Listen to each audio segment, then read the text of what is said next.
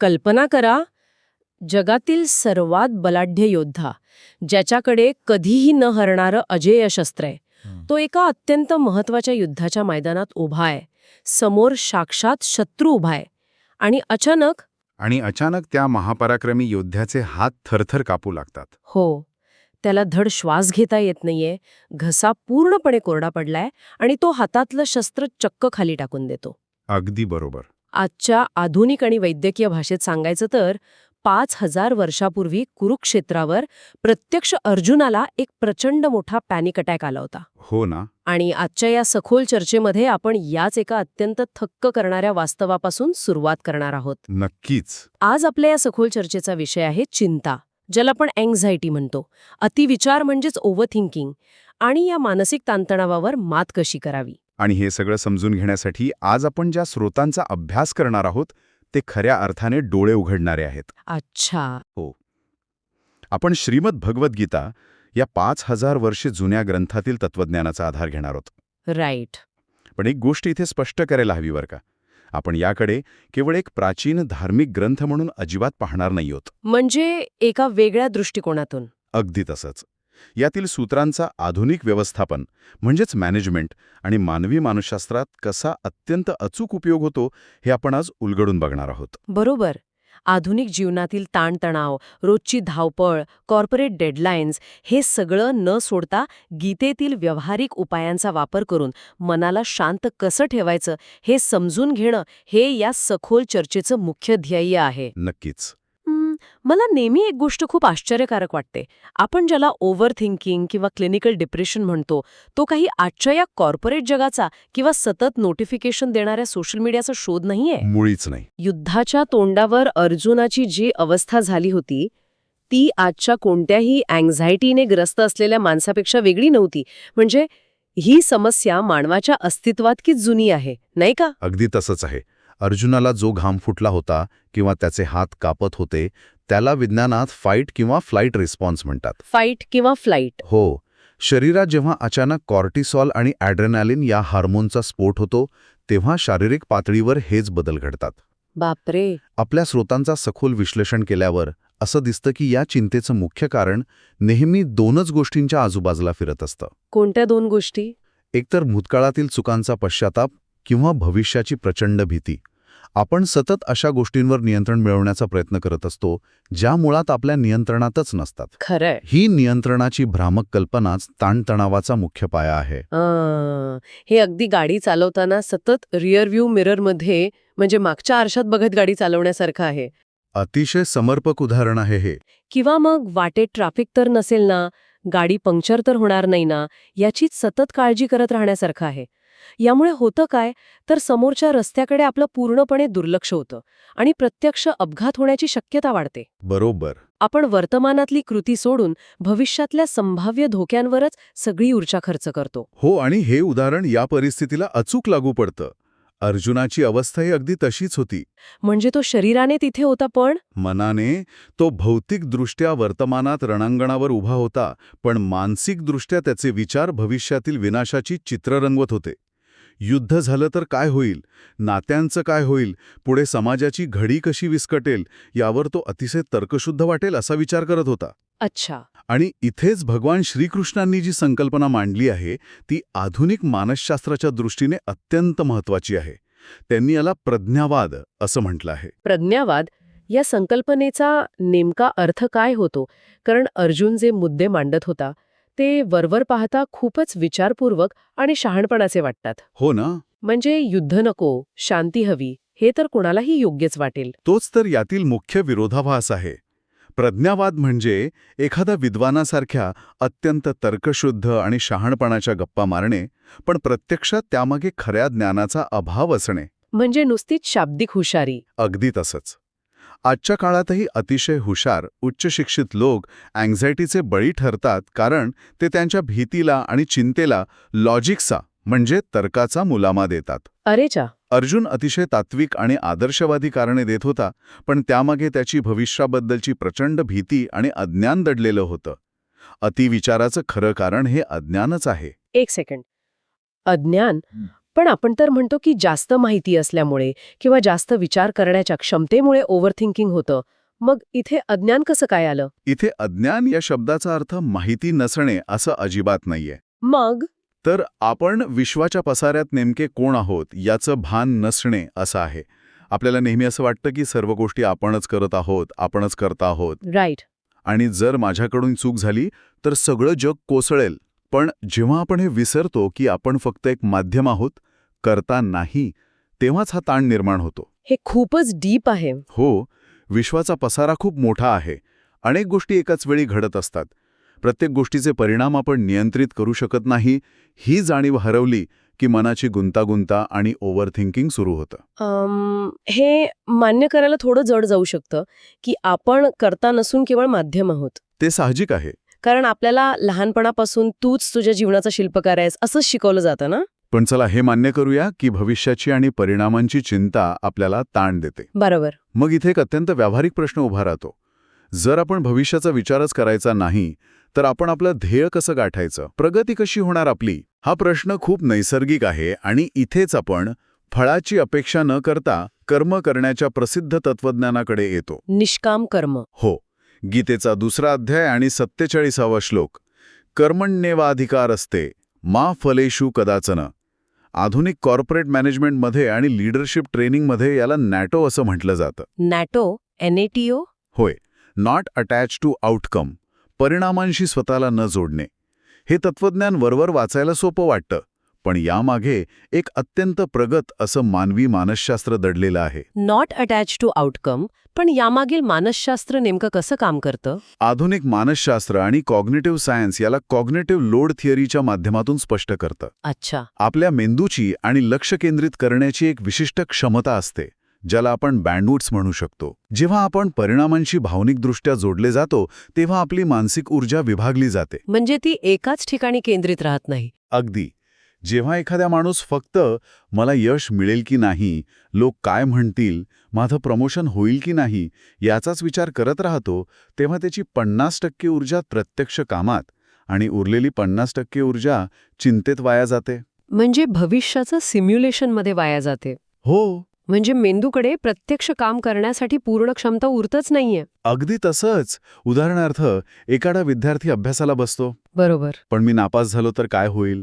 मला चांगले गुण नाही मिळाले तर माझं करिअर संपेल, या भीतीने तो ग्रस्त असेल, तर त्याच्या मेंदूत ताण वाढवणारी रसायने स्रवतात. आणि मग त्याचा अभ्यासात लक्ष लागत नाही. होय, तो जे वाचतोय त्यावर तो लक्ष केंद्रित करू शकत नाही. त्याची ऊर्जा शिकण्याच्या प्रक्रियेकडून वळवून भविष्यातील धोक्याच्या शक्यतेकडे जाते. खरं. म्हणूनच परिणाम बाजूला ठेवून फक्त कर्मावर लक्ष केंद्रित केल्यास परफॉर्मन्स अनेक पटीने सुधारतो. पण जर फळाची अपेक्षाच ठेवली नाही तर माणसाला मुळात काम करण्याची प्रेरणा कुठून मिळेल? माणूस आळसी नाही का होणार? हा एक खूप महत्वाचा मुद्दा आहे. म्हणजे हे अगदी असं आहे की जिंकण्याची कोणतीही इच्छा नसताना फक्त वेळ घालवण्यासाठी एखादा चुरशीचा व्हिडिओ गेम खेळणे. जर जिंकण्याचं थ्रिलच नसेल तर कोणी पूर्ण क्षमतेने तो गेम का खेळेल? हा अत्यंत रास्त आणि खूप वेळा विचारला जाणारा प्रश्न आहे. आणि इथेच आपण इच्छा आणि आसक्ती यातील अत्यंत सूक्ष्म पण महत्वाचा फरक समजून घेतला पाहिजे. डिझायर आणि अटॅचमेंट. हो, आपल्या स्रोतांमध्ये यावर खूप चांगलं विश्लेषण आहे. इच्छा हे प्रगतीचं इंजिन आहे. ध्येय निश्चित करणं, मोठी स्वप्न पाहणं, यात काहीही चुकीचं नाही. किंबहुना ते आवश्यक आहे. राईट. पण आसक्ती हे ताणतणावाचं मूळ कारण आहे. इच्छा असणं ठीक आहे, पण आसक्ती नको. पण या दोन्हीतली सीमारेषा कशी ओळखायची? समजा तुम्हाला तुमच्या क्षेत्रात सर्वोत्तम बनायचं आहे. ही तुमची इच्छा झाली, जी तुम्हाला सकाळी लवकर उठून मेहनत करायला भाग पाडते. बरोबर. पण जर मला ते यश मिळालं नाही, तर माझं आयुष्यच उद्ध्वस्त होईल, मी पूर्णपणे कुचकामी ठरेन, हा जो विचार आहे ना, ती आसक्ती झाली. अरे वा, हा फरक खूपच स्पष्ट आहे. ध्येय निश्चित करा, पण एकदा ध्येय ठरलं की तुमचं संपूर्ण लक्ष त्या ध्येयाच्या प्रक्रियेवर केंद्रित करायला हवं. मानसशास्त्रात याला प्रॉडक्ट ओरिएंटेशन विरुद्ध प्रोसेस ओरिएंटेशन म्हणतात. म्हणजे ध्येय ठरवल्यावर तो रिझल्ट विसरून जायचा आणि फक्त आजच्या कामावर, प्रक्रियेवर लक्ष द्यायचं. हो, तुम्ही व्हिडिओ गेमचं उदाहरण दिलं. जे सर्वोत्तम गेमर्स असतात किंवा जे ऑलिम्पिक स्तरावरचे खेळाडू असतात, ते प्रत्यक्ष खेळताना मला सुवर्णपदक मिळवायचंय असा विचार करत नाहीत. अच्छा, मग ते काय विचार करतात? ते त्या एका क्षणी कोणता मूव्ह करायचा, आपला फॉर्म कसा ठेवायचा या प्रक्रियेवर 100% लक्ष केंद्रित करतात. याला ते फ्लो स्टेट म्हणतात. फ्लो स्टेट, क्या बात है. जेव्हा तुम्ही प्रक्रियेत पूर्णपणे मग्न होता तेव्हा भविष्याची चिंता संपते आणि तुम्हाला स्ट्रेस फ्री परफॉर्मन्स मिळतो. जिंकणं हा त्याचा एक नैसर्गिक बाय प्रोडक्ट असतो. हे खरंच खूप स्पष्ट करणारं आहे. ध्येय निश्चित करा आणि मग ते बाजूला ठेवून पूर्णपणे प्रक्रियेवर प्रेम करा. अगदी. पण आता प्रक्रियेवर लक्ष केंद्रित करणं ऐकायला जेवढं सोपं वाटतं तेवढं ते प्रत्यक्षात नसतं. हेही खरंय. कारण आपलं मन अत्यंत चंचल आहे. आपण ठरवतो की आता फक्त अभ्यासावर किंवा कामावर लक्ष द्यायचं, पण मन वारंवार भूतकाळात तरी जातं किंवा भविष्याच्या काळजीत तरी पळतं. बरोबर. मग ह्या चंचल मनाला नियंत्रणात कसं ठेवायचं? गीतेच्या 6व्या अध्यायात याच मनाचं वर्णन अत्यंत मार्मिकपणे केलं आहे. तिथे म्हटलंय की जर मन नियंत्रणात असेल तर ते आपला सर्वोत्तम मित्र बनतं. आणि नसेल तर? पण जर ते नियंत्रणात नसेल तर तेच आपला सर्वात मोठा शत्रू बनतं. आणि म्हणूनच श्रीकृष्णांनी हे चंचल मन आवरण्यासाठी 2 अत्यंत व्यावहारिक उपाय सांगितले आहेत. कोणते उपाय? अभ्यास आणि वैराग्य. हे दोन्ही उपाय मानवी मेंदूच्या न्यूरोप्लास्टिसिटीवर आधारित आहेत. अभ्यास आणि वैराग्य हे शब्द खूप जड वाटतात, पण हे अगदी एखाद्या अत्यंत चंचल आणि हायपर ॲक्टिव्ह कुत्र्याच्या पिल्लासारखं आहे ना. कसं काय? आपण त्या पिल्लाला एका जागी बसायला सांगतो, पण ते सतत इकडे तिकडे पळत असतं, गोष्टी ओढत असतं. आपण त्याला मारहाण करून चालत नाही, तर त्याला अत्यंत प्रेमाने पण ठामपणे पुन्हा पुन्हा त्याच्या जागेवर आणून बसवावं लागतं. ही अत्यंत अचूक उपमा आहे. अभ्यास म्हणजे दुसरं तिसरं काहीही नसून त्या पिल्लाला प्रेमाने परत जागेवर आणण्याची प्रक्रिया आहे. अच्छा. जेव्हा जेव्हा तुमचं मन भविष्याच्या चिंतेत पळेल, भूतकाळाच्या दुःखात रमेल, तेव्हा त्याला जाणीवपूर्वक वर्तमानात ओढून आणायचं. ही क्रिया एकदा करून होत नाही. त्याला सराव लागतो. हो, सुरुवात खूप कठीण असते, कारण मेंदूला चिंतेत राहण्याची सवय झालेली असते. पण विज्ञानानुसार neurons that fire together wire together. Right. जितक्या वेळा तुम्ही मनाला वर्तमानात आणता तितके तुमचे वर्तमानात राहण्याचे न्यूरल पाथवेज मजबूत होतात. हाच तो अभ्यास. क्या बात आहे. आणि दुसरा शब्द आहे वैराग्य. हो. पण वैराग्य शब्द ऐकला की लगेच हिमालयात जाणारा, सर्वस्व सोडून देणारा संन्यासी डोळ्यासमोर येतो. आधुनिक जगात जिथे आपल्याला कुटुंब चालवायचं आहे, करिअर करायचं आहे, तिथे वैराग्याचा काय संबंध? आधुनिक जगात वैराग्य म्हणजे जंगलात निघून जाणं नव्हे बरं का. मग? तर वैराग्य म्हणजे यश किंवा अपयशावर आपला आनंद पूर्णपणे अवलंबून न ठेवणं. आज यश मिळालं तर हुरळून न जाणं आणि अपयश आलं तर खचून न जाणं. अच्छा. यालाच मानसशास्त्रात साक्षीभाव किंवा ऑब्झर्व्हर मोड म्हटलं जातं. साक्षीभाव म्हणजे स्वतःच्याच विचारांकडे एका त्रयस्थ प्रेक्षकासारखं बघणं. हे नेमकं कसं काम करतं? जेव्हा आपण नदीच्या किनाऱ्यावर बसून वाहणारं पाणी बघतो तेव्हा आपण त्या पाण्यात वाहत नसतो, आपण फक्त पाहत असतो. बरोबर. म्हणजे अगदी तसंच तुमच्या मनात जे विचार येत आहेत त्यांच्याशी स्वतःला जोडून न घेता त्यांच्याकडे पाहणं. म्हणजे अलिप्त राहून. हो. समजा मनात विचार आला की माझं प्रेझेंटेशन खराब होईल. तिथे स्वतःला सांगायचं की अरे, माझ्या मनात भीतीचा विचार आला आहे. म्हणजे स्वतःला त्या भीतीपासून वेगळं करायचं. अगदी बरोबर. जेव्हा तुम्ही या विचारांना भावनिक प्रतिक्रिया देणं थांबवता तेव्हा ते विचार आपोआप शांत होऊ लागतात. हे कसं होतं? मेंदूच्या रचनेनुसार जेव्हा आपण एखाद्या भीतीदायक विचाराला भावनिक प्रतिक्रिया देत नाही तेव्हा आपल्या मेंदूतील अमिगडाला जो भीतीसाठी जबाबदार असतो तो शांत राहतो. अरे वा. विचारांची ताकदच मुळी आपण त्यांना देत असलेल्या प्रतिक्रियेत असते. प्रतिक्रिया थांबवली की ताकद नष्ट होते. हे ऐकायला खूप शांत आणि स्थिर वाटतंय. ऑब्झर्व्हर मोडमध्ये जाणं खरोखरच प्रभावी ठरू शकतं. नक्कीच. पण मनाला असं प्रशिक्षित करण्यासाठी प्रचंड ऊर्जा लागते. जेव्हा आपण आधीच तणावाखाली असतो तेव्हा इतकी मानसिक स्पष्टता आणणं कठीण जातं. हो ना. आणि ही ऊर्जा कुठून येतेय? फक्त विचारांवर आणि मानसिकतेवर काम करून भागेल असं मला वाटत नाही. या संपूर्ण प्रक्रियेत शरीराची भूमिकाही तितकीच महत्वाची आहे. हां, अतिशय महत्वाचा दुवा आहे. आपण मनाला सॉफ्टवेअर आणि शरीराला हार्डवेअर मानलं तर? केवळ सॉफ्टवेअर अपडेट करून चालत नाही. गीता इथे एका अतिशय उच्च आणि प्रगल्भ अशी स्थितप्रज्ञ अवस्थेची ओळख करून देते. स्थितप्रज्ञ. स्थितप्रज्ञ म्हणजे अशी अवस्था जिथे बुद्धी अत्यंत स्थिर असते. जसं सर्व नद्यांचं पाणी समुद्रात सतत मिसळत असतं तरी समुद्र आपली मर्यादा सोडत नाही आणि शांतच राहतो. खूपच सुंदर उपमा आहे ही. तसंच आजूबाजूला कितीही संकटे आली, माहितीचा कितीही मारा झाला तरी ज्याचं मन शांत राहतं तो स्थितप्रज्ञ. पण ही अवस्था मिळवण्यासाठी स्वीकार हा जसा महत्वाचा भाग आहे तसा शरीराचा समतोलही आवश्यक आहे. जर आपण शरीराची म्हणजेच हार्डवेअरची काळजी घेतली नाही, त्या जंक फूड रूपी व्हायरस शिरू दिला, पुरेशी झोप घेऊन बॅटरी चार्ज केली नाही, राईट. तर आतलं सॉफ्टवेअर कितीही प्रगत आणि चांगलं असलं तरी सिस्टम कधीतरी क्रॅश होणारच. अगदी वैज्ञानिक सत्य आहे हे. गीता अध्यात्माला किंवा तत्वज्ञानाला केवळ विचारांपुरतं मर्यादित ठेवत नाही. अच्छा. 6व्या अध्यायातील 17व्या श्लोकात याचं थेट उत्तर आहे. युक्ताहार विहारस्य युक्तचेष्टस्य कर्मसु युक्त स्वप्नावबोधस्य योगो भवति दुःखः.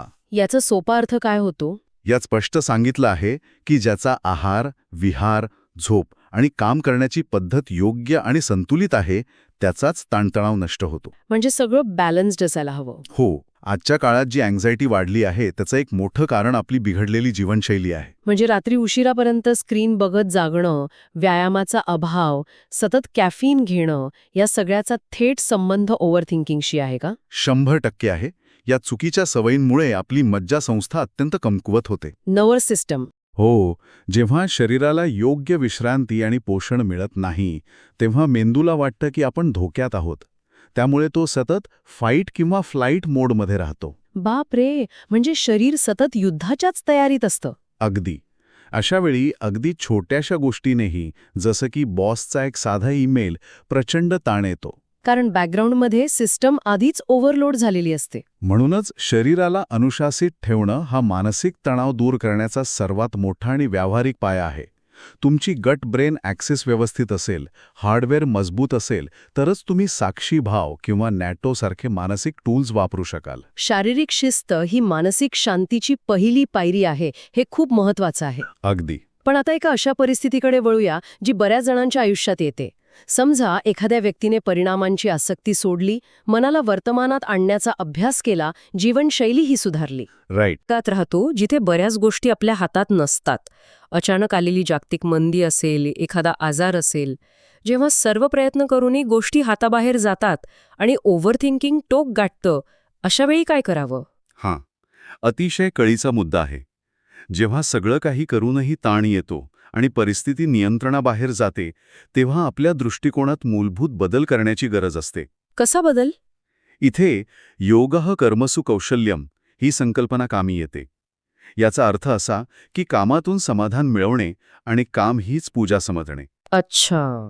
जेव्हा आपण कामाला एक व्यापक उद्देश जोडतो तेव्हा मानसिक थकवा येत नाही.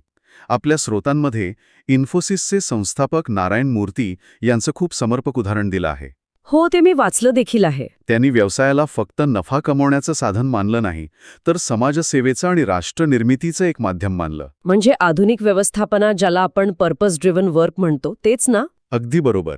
केवळ स्वतःच्या फायद्यासाठी न करता एका मोठ्या उद्देशासाठी काम करणं. होय. जेव्हा तुम्ही तुमच्या कामाला केवळ पैसा मिळवण्याचं साधन न मानता तो एका मोठ्या उद्देशाचा भाग समजता, तेव्हा बर्नआउट म्हणजे मानसिक आणि शारीरिक पातळीवर पूर्णपणे थकून जाण्याची क्रिया टळते. कारण तुमचा आनंद रोजच्या छोट्या मोठ्या अपयशांवर अवलंबून नसतो. अगदी बरोबर. पण तरीही काही वेळा परिस्थिती इतकी बिकट होते की पुढे काय करावं याचा मार्गच सापडत नाही. माणूस पूर्णपणे हतबल होतो. हो, असं होतं अनेकदा. तिथे गीतेतील सर्वात शेवटचा आणि मानवी मानसशास्त्रातील सर्वात शक्तिशाली उपाय सांगितला आहे, शरणागती. शरणागती. 18व्या अध्यायातील तो प्रसिद्ध श्लोक ना, सर्व धर्मान् परित्यज्य मामेकम शरणं व्रज. हो, तोच श्लोक. पण इथे माझा एक खूप कळीचा प्रश्न आहे. सगळं काही सोडून लेणं किंवा सरेंडर करणं म्हणजे एक प्रकारे हार मानणं नाही का? तसं वाटू शकतं. आधुनिक जगात जिथे आपल्याला सतत लढण्याची, कधीही गिवअप न करण्याची शिकवण दिली जाते, तिथे शरणागती पत्करणं म्हणजे कमकुवतपणा नाही का वाटणार? हा खूप मोठा आणि सर्वसामान्य गैरसमज आहे. शरणागती म्हणजे रणांगणावरून पळून जाणं किंवा कृती थांबवणं नव्हे. मग काय आहे? हा भौतिक पातळीवरचा पराभव नसून मानसिक ओझे खाली ठेवण्याची प्रक्रिया आहे, ज्याला सायकोलॉजिकल सरेंडर म्हणतात. Psychological surrender. श्रीकृष्णाने अर्जुनाला शरणागती पत्करायला सांगितली, पण त्याला युद्धभूमीवरून पळायला सांगितलं नाही. उलट युद्ध तर त्यालाच करायचं होतं. राईट. पण त्याला सांगितलं, तुझ्या डोक्यावरील चिंतेचं आणि परिणामांचं ओझं माझ्यावर सोड आणि तू फक्त तुझं काम कर. म्हणजे कृती करायची आहे, लढायचं आहे, पण मीच सगळं नियंत्रित करतोय हा अहंकार आणि त्याचं ओझं न बाळगता. अगदी तसंच. जेव्हा आपण विश्वासाने आपलं ओझं एका सर्वोच्च शक्तीवर, मग ती शक्ती निसर्ग असो, ब्रह्मांड असो किंवा तुम्ही मानत असलेला देव असो, सोपवतो तेव्हा आपला अहंकार गळून पडतो. क्या बात आहे. मीच सगळं करतोय आणि माझ्यामुळेच सगळं होतंय, हा अहंकार ताण निर्माण करतो. मानसिक शरणागती म्हणजे हे मान्य करणं की या अफाट विश्वात अनेक गोष्टी माझ्या नियंत्रणाबाहेर आहेत आणि जे काही होईल ते मी स्वीकारायला तयार आहे. हा विचारच किती मोकळा करणारा आहे. ही पळवाट नसून खऱ्या अर्थाने मानसिक मोकळीक मिळवण्याची गुरुकिल्ली आहे. यातून जी ऊर्जा वाचते ती तुम्हाला अधिक स्पष्टपणे विचार करायला आणि कृती करायला मदत करते. हे खरंच खूप खोलवर विचार करायला लावणार आहे. आपण लढाई तर लढायची आहे, पण डोक्यावर विजयाचा किंवा पराभवाचा जो मोठा दगड घेऊन आपण फिरत असतो, तो दगड खाली ठेवायचा आहे. होय, आणि तो दगड खाली ठेवला की चालणं किती सोपं होतं हे आपणच अनुभवू शकतो. बरोबर. हीच ती स्थितप्रज्ञ अवस्था आणि शांततेची गुरुकिल्ली आहे. तर आता आपण या सखोल चर्चेच्या शेवटाकडे आलो आहोत. हो, आज आपण ज्या स्रोतांवर चर्चा केली त्यातून अत्यंत स्पष्ट आणि थेट मुद्दे समोर आले आहेत. आपण शिकलो की चिंता टाळायची असेल तर परिणामांची आसक्ती सोडावी लागेल. अगदी. नाटोचा वापर करून आपली पूर्ण ऊर्जा प्रक्रियेवर केंद्रित करावी लागेल. प्रज्ञावाद टाळून मनाला वारंवार वर्तमानात खेचून आणण्यासाठी अभ्यास आणि ऑब्झर्व्हर मोडसारखं वैराग्य अंगी बाळगावं लागेल. आणि त्याचबरोबर आपल्या शरीराची म्हणजेच हार्डवेअरची काळजी घेणं तितकंच आवश्यक आहे. योग्य आहार आणि झोपेशिवाय मज्जासंस्था शांत होऊ शकत नाही. खरंय. जीवनशैली सुधारल्याशिवाय मानसिक शांतता मिळणं अशक्य आहे. आणि अंतिमता जेव्हा सर्व प्रयत्न करून ही गोष्टी हाताबाहेर जातात तेव्हा अहंकाराचं आणि परिणामांचं ओझं निसर्गावर सोपवून मानसिक शरणागती पत्करणं आवश्यक आहे. अगदी खरंय. आणि या ज्ञानवर्धक सखोल चर्चेचा शेवट करताना एक महत्वाचा विचार सर्वांसमोर ठेवायचा आहे. नक्कीच. आपण नेहमी भगवद्गीतेकडे एक धार्मिक ग्रंथ किंवा पूजाघरात लाल कपडात गुंडाळून ठेवण्याची पोथी म्हणून पाहतो. पण जर आपण त्याकडे मानवी मानसशास्त्र आणि मानसिक कणखरता वाढवणारं एक मॅन्युअल म्हणून पाहिलं तर हा दृष्टिकोन खूप काही बदलू शकतो. प्रत्येकाने स्वतःला एक प्रश्न विचारण्याची वेळ आली आहे. आजच्या या धावपळीच्या काळात आपलं वैयक्तिक कुरुक्षेत्र कोणतं आहे? ते ऑफिसमधील एखादी तणावपूर्ण मीटिंग असू शकते, करिअरमधला महत्वाचा निर्णय असू शकतो किंवा आपलं स्वतःचं घर असू शकतं. बरोबर. आणि त्या कुरुक्षेत्रावर आपल्या मनात सध्या ओव्हरथिंकिंग आणि चिंतेचा शकुनी जिंकत आहे की शहाणपणा आणि स्थिरतेचं प्रतीक असलेला श्रीकृष्ण? अत्यंत शक्तिशाली विचार आहे. आपल्या आतल्या युद्धावर नियंत्रण मिळवणं हेच खऱ्या अर्थाने यश आहे आणि तीच आधुनिक काळातील सर्वात मोठी गरज आहे. याच एका महत्वाच्या आणि चिंतन करायला लावणाऱ्या विचारासोबत आपण आजची ही सखोल चर्चा थांबवत आहोत. स्वतःच्या मनाचा वेध घेत राहा आणि त्यातून योग्य तो मार्ग शोधत राहा. या प्रवासात सहभागी झाल्याबद्दल खूप खूप धन्यवाद.